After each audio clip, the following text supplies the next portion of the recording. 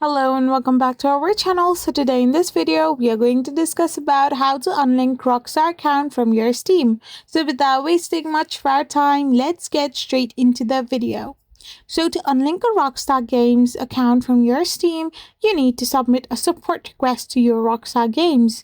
You cannot unlink it directly through the Rockstar Game website or Steam. So first of all, you need to go to the Rockstar Games Support page.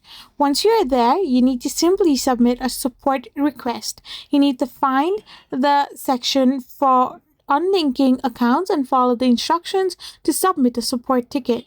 Now provide necessary information like your social club account, nickname, your Steam ID 64. You can also find this using website like http:/steamid or similar, and you can simply wait for Rockstar to process your request. So once you have done this, you will be able to unlink your Rockstar account from your Steam.